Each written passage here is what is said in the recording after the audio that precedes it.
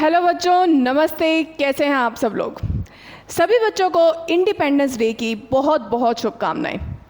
मैं उम्मीद करती हूँ कि आप सब लोगों का ये जो इस साल का जो इंडिपेंडेंस डे रहेगा वो आप सब लोगों की ज़िंदगी में एक नए रंग लेके आएगा, एक नई खुशी की बहार लेके आएगा।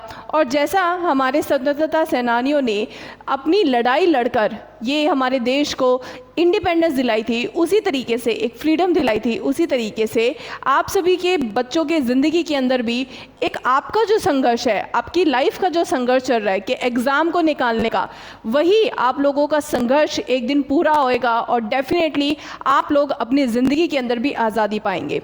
आज़ादी हमारी मुश्किलों से, आज़ादी हमारे संघर्ष से, और आज़ादी इस काम को लेकर के जो हम सपना देख रहे हैं वर्दी पाने का या फिर एक गवर्नमेंट जॉब पाने का, तो वो जो सपना है वो डेफिनेटली पूरा होए और बिल्कुल दिल खोल के हम उसी आज़ादी को जी सकें।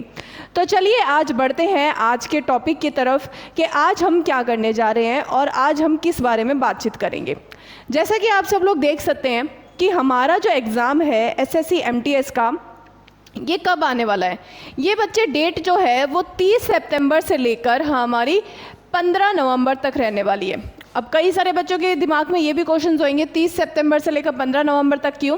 तो बच्चे इसलिए क्योंकि आप सभी को पता है कि इनके बीच में कई सारे त्यौहार आएंगे, दशहरा आएगा, दिवाली आएगी, जिसकी वजह से कुछ जो है एग्ज़ाम्स, कुछ दिन जो है एग्ज़ाम डिले भी करना पड़ेगा या फिर कुछ दिन एग्ज़ाम कंडक्ट भी नहीं होएगा। इसीलिए ये इतना लंबा टाइम पीरियड रखा गया है। लेकिन आप सब लोगों के लिए एक दुविधा कर दी गई है, क्या कि अभी अभी हमारा नोटिफिकेशन बस निकली ही थी।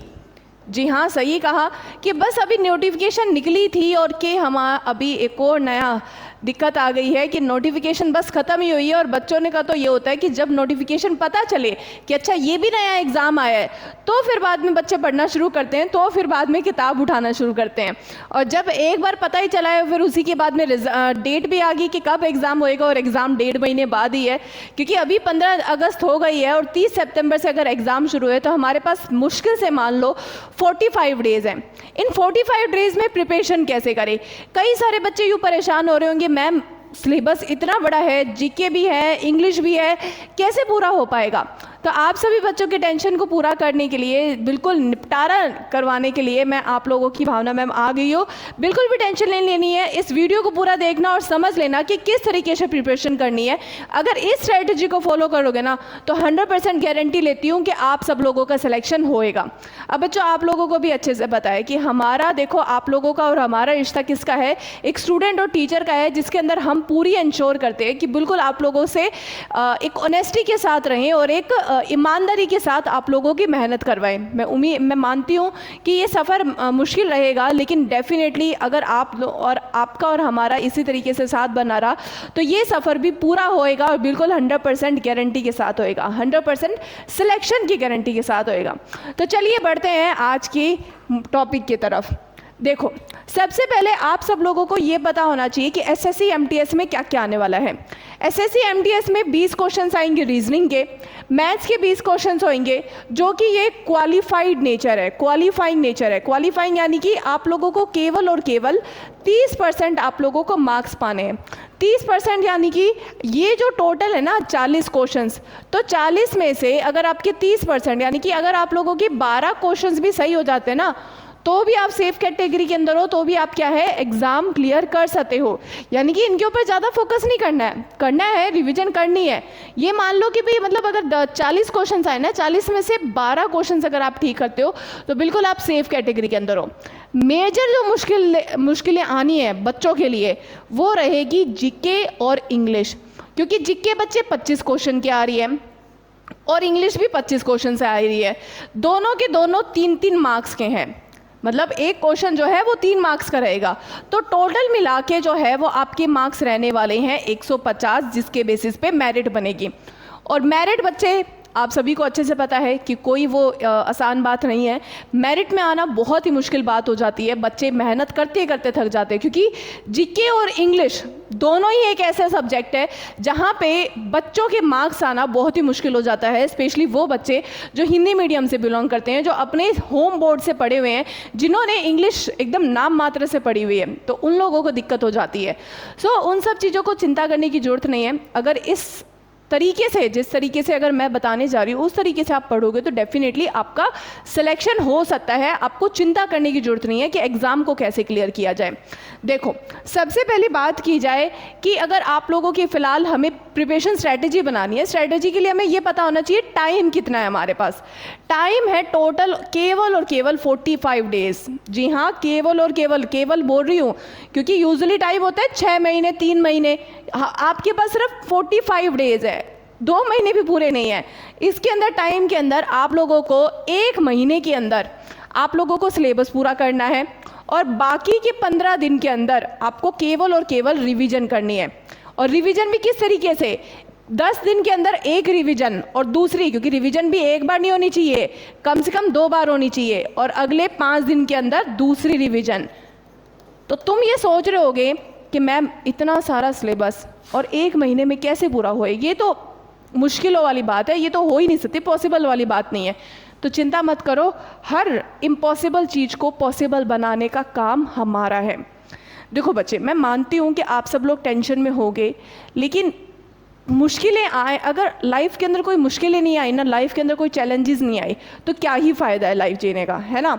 मैं मानती हूँ कि ये एक तकलीफ़ भरा दौर है, एक बहुत ही ज़्यादा चैलेंजिंग काम रहेगा आप लोगों के लिए भी और मेरे लिए भी, बट इस चैलेंज को हम पूरा अपनाएंगे।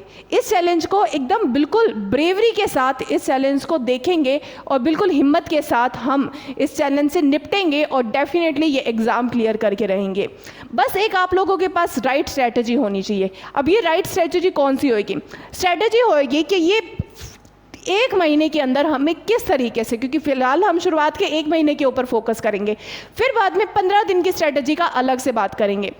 सबसे पहले शुरुआत के 1 महीने, फर्स्ट मंथ जी, तो हमारा पहला 1 महीना कैसा जाने वाला है? पहला 1 महीना रहेगा बच्चों, आप लोगों के पास यूजुअली एक स्ट्रैटेजी के हिसाब से क्या क्या होना चाहिए, जो बच्चे हमसे भी नहीं पढ़ना चाहते। सबसे पहली बात, हर दिन कम से कम 1 या 2 मॉक टेस्ट लगाओ, या फिर या तो आप YouTube पे लगा रहे हो तो बहुत अच्छी बात है, 1 मॉक टेस्ट YouTube पे लगाओ।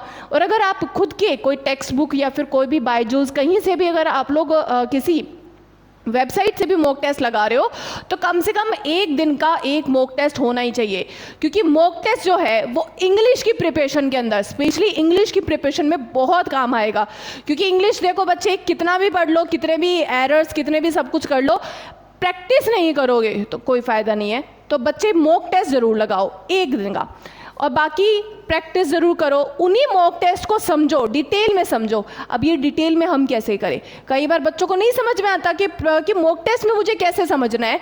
एक मॉक टेस्ट करने के बाद में मेरे को कितना यू फील होना चाहिए कि 100% मुझे आता है।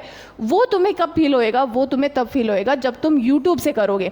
अब यूट्यूब पे तुम लोगों के लिए चिंता करने की ज़रूरत नहीं है, क्योंकि हमारे चैनल पे आपकी भावना मैम डेफिनेटली आप लोगों के लिए ये मॉक टेस्ट करवाएगी। आपकी भावना मैम और दीक्षा मैम दोनों मिलके आप लोगों का ये मॉक टेस्ट करवाएंगे। तो इस बात की टेंशन लेने की जरूरत नहीं है कि मैडम मैं मॉक टेस्ट कौन से यूट्यूब चैनल से करूँ, ये आप लोगों का हम करवा रहे हैं। लेकिन आपको किसी और मॉक टेस्ट किसी और यूट्यूब से चैनल से करना है तो भी आप चिंता मत करो, बट इसी स्ट्रैटेजी के साथ करो। 1 दिन में मॉक टेस्ट जरूर लगाओ, ओके जी। अगला है सिलेबस। सिलेबस मतलब आप लोगों का सिलेबस भी पूरा होना चाहिए। मॉक टेस्ट पूरा नहीं है, मॉक टेस्ट ये प्रैक्टिस का है, सिलेबस भी तो होना चाहिए। अब सिलेबस में मेजॉरिटी जो पोर्शन है वो आप लोगों का ध्यान में आना चाहिए, जीके और आप लोगों का इंग्लिश, है ना, जीके और इंग्लिश। तो जीके तो बच्चों आप लोगों को क्योंकि रीजनिंग आप लोगों की मैम करवा रही है, दीक्षा मैम करवा रही है रीजनिंग। मैथ के अभी फिलहाल टीचर आए नहीं हैं, जल्दी आ जाएंगे, उसकी भी चिंता करने की जरूरत नहीं है। मेरा जो काम है, मेरा जो फ़र्ज़ है और जिसके ऊपर आप लोगों को ज़्यादा जोर देना है वो है जीके और इंग्लिश। तो जीके और इंग्लिश के लिए, जीके के लिए तो मैंने अपना पढ़ाना शुरू कर दिया है ना। हर रोज़ वीडियोज़ लेके आ रही हूँ, हर रोज़ क्लासेज होएगी आप लोगों की, जिसके अंदर 1 महीने के अंदर मैं जीके का भी पोर्शन कंप्लीट करवाऊंगी और इंग्लिश का भी पोर्शन कंप्लीट करवाऊंगी। इंग्लिश इंग्लिश का आप लोगों को पता ही है कि नाउन हो चुका है और प्रोनाउन चल रहा है। धीरे धीरे करके आप लोगों का इंग्लिश का भी सारा सिलेबस कंप्लीट होएगा और जिस तरीके से कल जीके की पहली क्लास ली थी उसी तरीके से धीरे धीरे करके हम जीके का सारा सिलेबस कंप्लीट करवाएंगे। जिस तरीके से हमने नेवी, एमआर और एसएसआर वालों की जीके कंप्लीट करवाई है, चाहे मैराथन लेनी पड़े, चाहे एक दिन में 4-5 क्लासेस लेनी पड़े, लेकिन एक महीने के अंदर अंदर आप लोगों का पूरा कंप्लीट सिलेबस होएगा। इकोनॉमिक्स से लेकर हिस्ट्री, पॉलिटी, ज्योग्राफी सब कुछ कंप्लीट करवाएंगे। आपकी भावना मैम, बिल्कुल डरना मत, पूरी गारंटी के साथ करवाऊंगी, चाहे मेहनत चाहे कितनी भी लगे। मेहनत से मैं कभी पीछे नहीं हटती। आप लोग खुद भी देख सकते हो, मेरे 4-5, 6-6 घंटे की भी क्लास रही है, उसमें मैंने पूरी मेहनत करी है। उसी तरीके से आप लोगों की भी पूरी मेहनत करवाऊंगी। मेहनत करने में हम कहीं पीछे नहीं रहेंगे। बस यही है ना कि पूरी मेहनत ही कर सकते हैं, मेहनत करेंगे बट राइट स्ट्रेटजी के साथ, और इसी मेहनत के साथ अगर हम करते रहना तो कहीं पे भी बच्चे हार नहीं मान सकते। कौन ही हार मानेगा? हार तो तब मतलब हारता वो है जो कि जिसने मेहनत नहीं करी। तो हम मेहनत के अंदर कहीं पीछे नहीं रहेंगे, सिलेबस पूरा कंप्लीट करके रहेंगे, मॉक टेस्ट भी करेंगे, सिलेबस भी कंप्लीट करेंगे। बचा क्या? बचा रहेगा रिवीजन। रिवीजन यानी कि नोट्स, यानी कि अगर आप जो मॉक टेस्ट के अंदर जो करते हो, सिलेबस पूरा करने के अंदर आप वो जो करते हो उसकी रिवीजन करनी है। आपको रोज के रोज नोट्स बनाने हैं, चाहे यहाँ से करो, इस चैनल हमारे चैनल से करो या फिर किसी और के चैनल से, आपको नोट्स जरूर बनाने हैं। तो ये थी हमारी 1 मंथ की प्रिपरेशन स्ट्रैटेजी। अब आगे का 15 दिन का किस तरीके से रहेगा तो वो तब हम करेंगे जब हम ये 1 मंथ पूरा निकाल देंगे। तो बच्चे ये मैं मान के चलूँ कि अप्रॉक्सीमेटली हमारा ये जो मंथ है, अगर आप हमारे हिसाब से चलोगे तो किस तरीके से आपका ये मंथ पूरा हो सकता है। देखो अभी 15 अगस्त है, ओके, तो मैं एक डेडलाइन चूज कर लेती हूँ। कितने? 10 सितंबर। 10 सितंबर हम ये चूज करेंगे, हम पूरी की पूरी कोशिश करेंगे कि 10 सितंबर तक आप लोगों का पूरा सिलेबस हो जाए, चाहे उसमें ना आखिर में चाहे कितने भी हमें जोड़ लगाना पड़े। बिल्कुल ऐसा नहीं करेंगे कि बिल्कुल पागलों की तरह बच्चों को परेशान कर दे, ऐसा कभी नहीं होने वाला। लेकिन हाँ, एकदम टू द पॉइंट वो क्वेश्चंस करेंगे, टू द पॉइंट वो टॉपिक्स पूरा करेंगे जो कि आप लोगों के एग्जाम के पर्सपेक्टिव से इंपॉर्टेंट है। 10 सितंबर तक पूरी कोशिश करेंगे। इसके अगर नहीं हो पाया तो मैक्सिमम 15 सितंबर, उससे ज़्यादा नहीं। और फिर 15 से लेकर 30 सितंबर जो है वो हमारा पूरा जाएगा रिवीजन रिवीजन रिवीजन, यानी कि उसके अंदर हम जितना हो उसके मॉक टेस्ट करेंगे, जितना हो उसके प्रैक्टिस करेंगे, बस रिवीजन करेंगे, उसके अलावा और कुछ नहीं। और बच्चे अगर ये स्ट्रेटजी अपना ली ना तो कोई किसी का बाप तुम्हें नहीं रोक सकता, कौन ही ये करेगा। बच्चे याद रखना, फेलियर में और जीतने वालों में फ़र्क क्या होता है। जो फेल होते हैं ना वो राइट स्ट्रेटजी शुरू तो करते हैं लेकिन उस अंत तक नहीं पहुंचते, और जो जीतने वाले बच्चे होते हैं उनको पता होता है कि हाँ मेरे को ये स्ट्रेटजी अपनानी है, हाँ मैम ने इतना कहा है, मेरे को इतना इतना काम पूरा करना है और ये काम पूरा होके ही रहेगा किसी भी हालत में। मुश्किल है काम लेकिन हम करेंगे, और वो डेफिनेटली हम दोनों मिलके करेंगे। और मैं इस बात की गारंटी देती हूँ कि मैं आप लोगों का अंत तक साथ दूंगी और अंत तक आप लोगों के लिए मेहनत करती रहूँगी। बस क्या चाहिए? आप लोगों का साथ चाहिए, आप लोगों का सपोर्ट चाहिए, और डेफिनेटली इसी तरीके से आप लोगों की तैयारी करवाती रहूँगी। और मैं आप लोगों के लिए ये भी करूँगी कि दूसरे बच्चों से भी इंटरव्यूज़ लूँगी, उन बच्चों के भी पूछूँगी कि उन्होंने क्या सीखा, उन लोगों ने अपनी प्रिपरेशन के दौरान क्या सीखा, अपनी प्रिपरेशन के दौरान क्या अलग किया उन्होंने कि वो जो हैं वो पास हो गए। तो वो सब कुछ हम करेंगे, बिल्कुल चिंता मत करिए। आप लोगों की भावना मैम आप लोगों के 100% साथ है। बस आप लोगों को क्या करना है, डेफिनेटली आप लोगों को हमें फॉलो करना होगा। बस इसी तरीके से हमारे साथ बनाए रखिए और डेफिनेटली आप लोगों का शॉर्ट सिलेक्शन करवाने की हमारी जिम्मेवारी है।